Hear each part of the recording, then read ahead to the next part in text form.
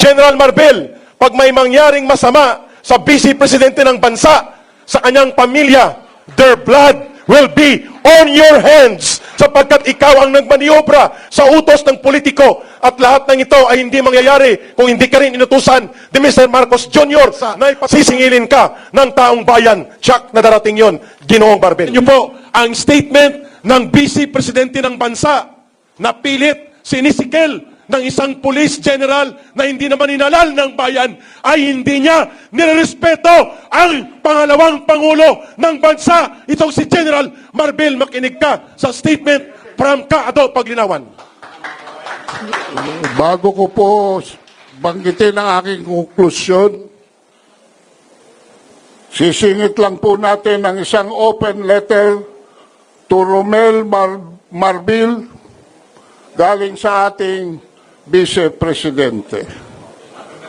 Romel, noong lumabas ang issue ng pagbabawas ng aking security personnel, nagbigay ako agad ng pahayag na hindi ito makakaapekto sa aking trabaho bilang ikalawang Pangulo ng Pilipinas.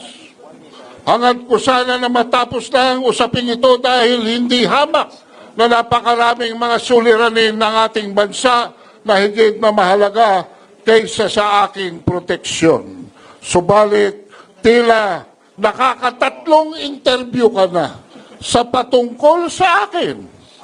Sa isang banda, naiintindihan ko kayo sapagkat natural lang sa mga nagsisinungaling na magkaroon ng sari-saring kwento at dahilan. Pero hindi ko na maatim ang tuloy-tuloy na paglilinlang sa aking mga kababayan.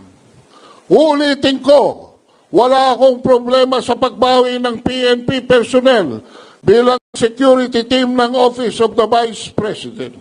Kaya kaya kong magtrabaho ng walang security. Ngunit may problema ako sa mga kasinungalingang ipinapahayag sa taong bayan, lalo na kung ang mga kasinungalingang ito ay mula mismo sa pinakamataas na opisyal ng kapulisan. Iisa-isahin ko. Una, ang Vice Presidential Protection Division ay isinailalim ng PSPG ayon sa utos ng NAPOLCOM ay sadyang ginawa para hindi pakialaman ng mga tulad mo ang security ko at ang susunod na Vice Presidente ng bansa. Malinaw ito sa dokumento ng NAPOLCOM at PNP. Pangalawa, sinabi mo, local police also augment Duterte's security every time she visits the provinces. Kaya nga ang BPPD para walang hablutan at hindi maabala ang trabaho ng local police. Pangatlo, we requested the Office of the Vice President for a possible pull-out of our 75 personnel because we really need our personnel on the ground in the National Capital Region, and they agreed. Walang request na nangyari. Sinabihan lamang ng PSPG ang OVP na kukunin nila ang mga personnel. Hindi na kami nakipagtalo dahil ikaw naman ang batas, di ba? Kasunod nito ay lumabas na ang relief orders sa utos mo. Ito ay base na rin sa dokumento ng PNP. Pangapat, we don't see any threat against the Vice President, sabi mo, so we need to reduce the people. If they want more, then we will add if they request it. Hindi ba malisyosong pagpapalabas ng video footage noong ako'y nasa NAIA? Kuha sa isang lugar kung saan pawang mga empleyado lamang ng paliparan at piling tao ang maaaring nandoon. Hindi nabaling ako, ngunit nakuha tayo sa publiko rin sa naturang video ang aking asawa at mga minor na edad na anak na naging malaking banta sa kanilang seguridad. Bukod pa rito, kung kamakailan lamang ay nagtuno rin ang mga operatiba ng PNP sa lugar kung saan ako nakatira upang mag-casing. Pilit pang inaalam kung nasaan mismo ang bahay na inuupahan ko. Bahay kung saan rin nakatira ang aking mga anak. Kung hindi ito napigilan ng mga nagmagandang loob na opisyal ng Homeowners Association, hindi ko na alam kung ano pa ang maaaring mangyari. Ano ba ang ibig sabihin ng threat sa iyo? Ang banta ba ay maaari lamang magmula sa mga external elements? Hindi ba ang threat kung harassment ay nanggagaling mismo sa mga tauhan ng gobyerno? Isa pa, sinasabi mong walang threat pero pwedeng mag-request ng dagdag na personnel. Ano ba talaga? Kung talagang wala kang nakikitang banta laban sa akin, bakit nagtira ka pa ng 45 na tauhan ng PNP na ikaw ang pumili? Tandaan mo, pagdating sa seguridad ng aking pamilya, ako ang magsasabi kung sino ang karapat-dapat, hindi ikaw. Mambabatas ka lang, hindi ka Diyos. Panlima, the relief was for police visibility.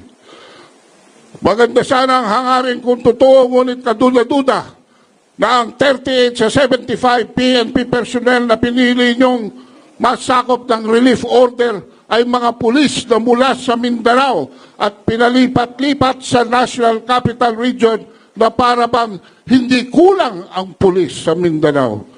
Simula na maging mayor ako noong 2010, nandiyan na ang issue ng kakulangan ng pulis. Hindi mo mahahabol ang pulis to the population ratio sa pagkuha ng security ko. Ang kailangan ng PNP ay isang chief na makabago mag-isip at gagamit na makabagong teknolohiya, drones, innovation at iba pa upang mabigyan solusyon ang issue ng peace and order. Kung kaya ninyong ilagay sa alanganin ng aking seguridad, nag-aalala ako sa uri ng harassment na kaya ninyong gawin sa karaniwang mamamayan. Tulad na lamang ng intimidasyon sa mga ordinaryong mamamayan para sa service ng warrant of arrest para kay Pastor Kibuloy sa Davao City, kamakailan. Ang relief ng mga PNP personal ay dumating pagkatapos ko mag-resign sa DepEd. Pagkatapos kong ihambing ang SONA sa isang catastrophic event. At pagkatapos lumabas ang cocaine video. Let us spare our people from all the lies. Let us call it what it is, a clear case of political harassment. Ito ay malinaw, lalo na't saklaw ng relief order ng mga tauhan ng PNP.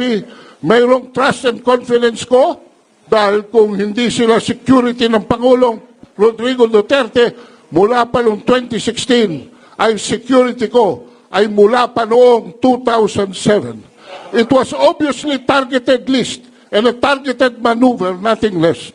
Masyado na atang mahaba ang sulat ko.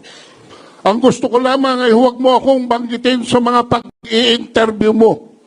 Unahin na natin ang pagtulong sa mga nabaha, pakikiramay sa mga namatayan, at mga nakamamatay na sakit na nagdarasal ng dagdag pang mga araw sa pagtutok sa kahirapan at gutom at marami pang problema ng mamamayan. Asahan mo ang sulat na ito sa pagbabalik ng 45 na pulis na pinili mong manatili sa akin dahil hanggang ngayon talamak pa rin ang droga at krimen at nananatili ang takot ng mga Pilipino sa mga daan.